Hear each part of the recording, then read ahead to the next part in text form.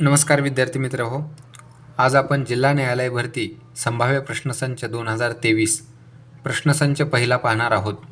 चला तर विद्यार्थी मित्र हो, आपण प्रश्नाला सुरुवात करूयात. प्रश्न पहिला, खालीलपैकी कोणती एक गोदावरीची उपनदी नाही?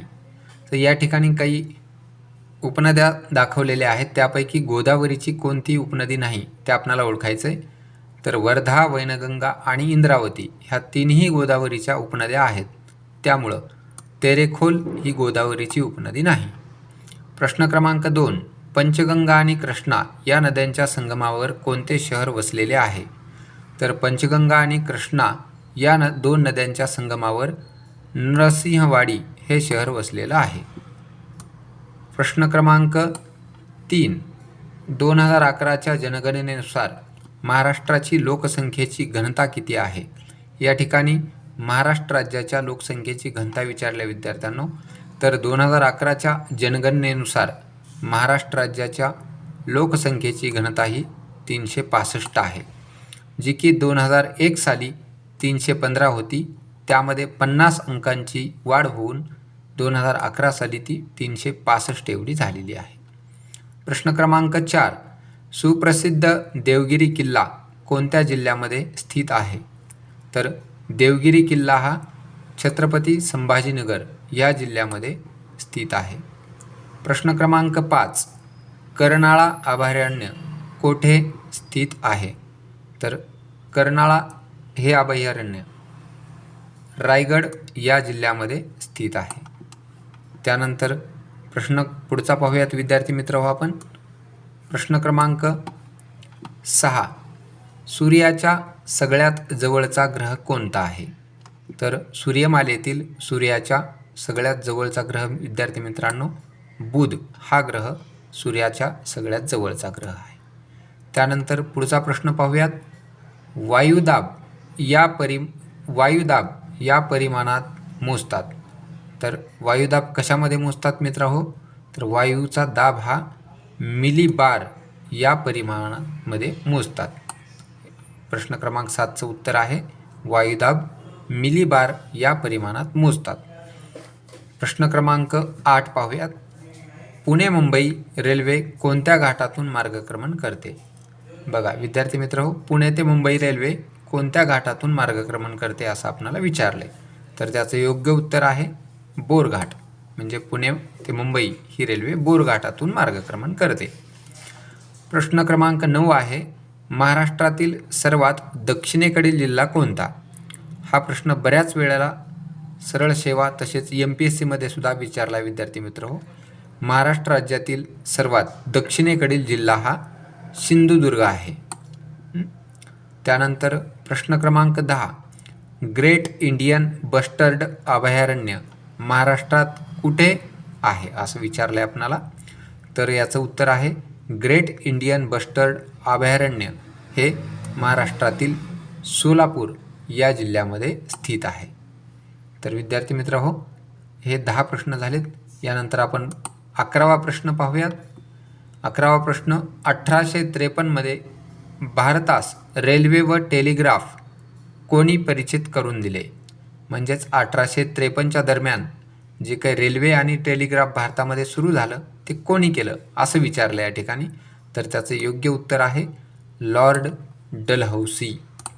म्हणजे त्यानंतर प्रश्न क्रमांक 12, तात्या टोपे यांचे मूळ नाव काय होते? तर तात्या टोपे यांचं मूळ नाव रामचंद्र पांडुरंग असं होतं. त्यानंतर प्रश्न क्रमांक 13, जालियनवाला बाग हत्याकांडाचा निषेध म्हणून कोणत्या व्यक्तीनं सर या पदवीचा त्याग केला होता? तर जे जालियनवाला बाग हत्याकांड झालं त्यावेळी रवींद्रनाथ टागोर यांनी आपल्या सर या पदवीचा त्याग केला होता. पुढचा प्रश्न पाहूयात विद्यार्थी मित्र हो. प्रश्न क्रमांक 14, छत्रपती शिवाजी महाराजांचा राज्याभिषेक कोणत्या गडावर झाला? तर छत्रपती शिवाजी महाराजांचा राज्याभिषेक रायगड या गडावरती झाला. प्रश्न क्रमांक 15, नांदूर मधमेश्वर पक्षी अभयारण्य कोणत्या जिल्ह्यामध्ये आहे? तर एकदम सोपा प्रश्न आहे हा. चालू घडामोडीशी रिलेटेड प्रश्न आहे. नांदूर मधमेश्वर पक्षी अभयारण्य हे नाशिक जिल्ह्यात स्थित आहे. त्यानंतर प्रश्न क्रमांक 16, गोपाळ हरी देशमुख कोणत्या टोपण नावाने प्रसिद्ध होते?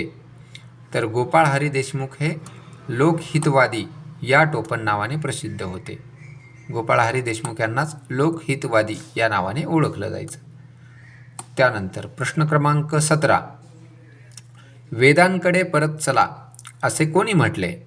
तर वेदांकडे परत चला असे स्वामी दयानंद सरस्वती यांनी म्हटले होते. त्यानंतर प्रश्न क्रमांक 18 पाहूयात. गुलामगिरी हे पुस्तक कोणी लिहिले? तर आपणा सर्वांनाच माहिती आहे विद्यार्थी मित्र हो, गुलामगिरी हे पुस्तक महात्मा ज्योतिबा फुले यांनी लिहिलं आहे.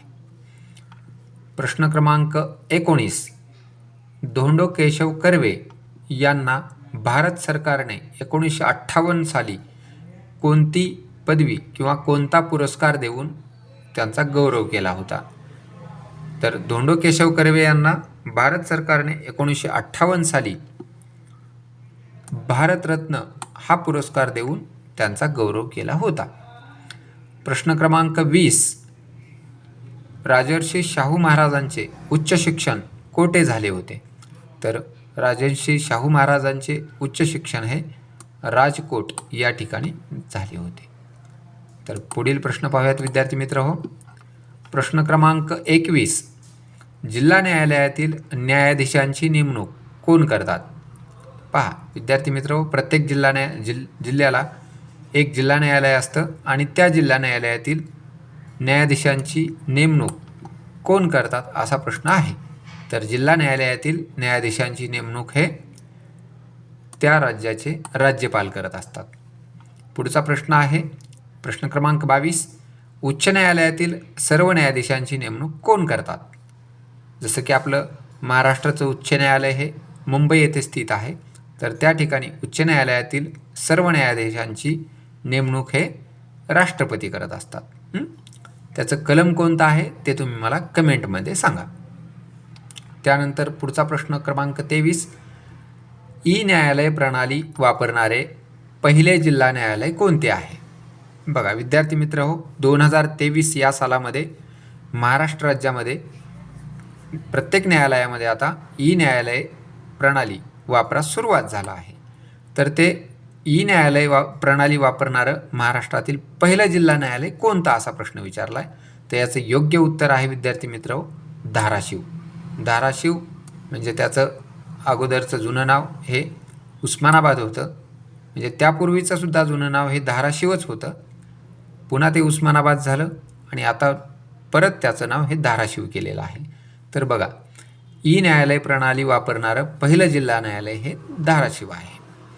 त्यानंतर प्रश्न क्रमांक 24, सर्वोच्च न्यायालयाच्या न्यायाधीशांची संख्या ठरवण्याचा अधिकार कोणाला असतो?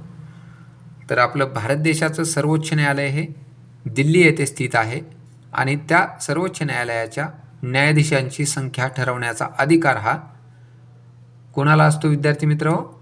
संसदेला असतो. आणि आपल्या सर्वोच्च न्यायालयामध्ये सध्या किती न्यायाधीश आहेत हो? सध्या सर्वोच्च न्यायालयामध्ये एकूण 34 न्यायाधीश आहेत. किती आहेत हो? 34 आहेत. 33 न्यायाधीश आणि एक सरन्यायाधीश असे मिळून 34 संख्या आहे. त्यानंतर प्रश्न क्रमांक 25, भारताचे पहिले मुख्य निवडणूक आयुक्त कोण होते? हा प्रश्न बऱ्याच परीक्षेमध्ये विचारण्यात आलेला आहे. तर भारताचे पहिले मुख्य निवडणूक आयुक्त हे सुकुमार सेन होते. त्यानंतर प्रश्न क्रमांक 26, कायद्यासमोर समानता हे कोणत्या कलमात सांगितलेलं आहे? राज्यघटनेतील खूप महत्त्वाचा आणि बऱ्याच परीक्षेमध्ये विचारला गेलेला प्रश्न आहे हा. कायद्यासमोर समानता हे कलम 14 मध्ये सांगितलेलं आहे. प्रश्न क्रमांक 27 पाहूयात. कोतवालाची नेमणूक कोण करतो? तर कोतवालाची नेमणूक कोण करतात हो? हे तहसीलदार करतात कोतवालाची नेमणूक. त्यानंतर पुढचा प्रश्न आहे, सोलर सेल कशापासून बनलेले असतात? तर हा विज्ञानाचा प्रश्न आहे.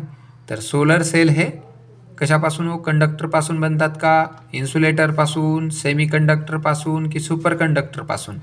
तर याचं योग्य उत्तर आहे सोलर सेल हे सेमीकंडक्टरपासून बनलेले असतात. त्यानंतर पुढचा प्रश्न आहे प्रश्न क्रमांक 29. रंगाचे ज्ञान होण्यासाठी मानवी डोळ्यातील कोणत्या पेशी आवश्यक असतात? तर मानवी डोळ्यांना रंगाचं ज्ञान होण्यासाठी शंकू पेशी आवश्यक असतात. पुढचा प्रश्न आहे डेसिबल या एककाने काय मोजतात? तर याचं योग्य उत्तर आहे डेसिबल या एककाने ध्वनीची तीव्रता मोजतात. ओके. पुढचा प्रश्न पाहूयात. प्रश्न क्रमांक 31. भारताची आंतरराष्ट्रीय गुप्तचर संघटना कोणती आहे? कोणती आहे हो? CBI आहे का, रॉ आहे की SID की CID? तर भारताची आंतरराष्ट्रीय गुप्तचर संघटना ही रॉ आहे. तर विद्यार्थी मित्र हो, आपण तुमचा जास्त वेळ न घेता लवकर प्रत्येक प्रश्नाचं डायरेक्टली या ठिकाणी उत्तर देत आहोत. तर तुम्ही हे उत्तर पाहत असताना बाकीचे पर्यायसुद्धा पाहत चला. यानंतर पुढचा प्रश्न पाहूयात. प्रश्न क्रमांक 32. खालीलपैकी या ठिकाणी आता काही मराठी व्याकरणाचे प्रश्न आहेत. खालीलपैकी निश्चितपणे एकवचनी नाम ओळखा. तर या ठिकाणी बघा खाली 3 प्रश्न दिलेत. तिन्हीमध्ये एकवचनी नाम ओळखायचं आहे आपल्याला. काय ओळखायचं आहे? एकवचनी नाम, आणि ते निश्चित एकवचनी असलं पाहिजे.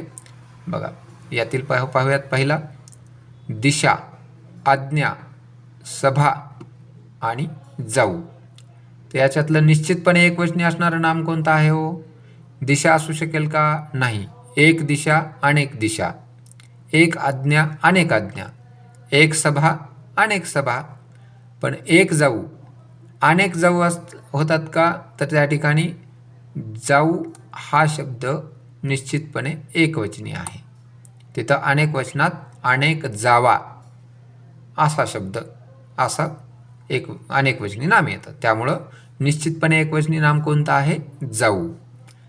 पुढे वाघ, चित्ता, हत्ती, सिंह.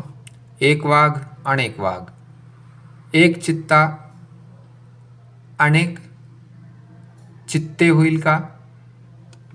त्यानंतर एक हत्ती अनेक हत्ती, एक सिंह अनेक सिंह. परंतु इथं चित्ता उत्तर हे दिलेलं आहे. ओके.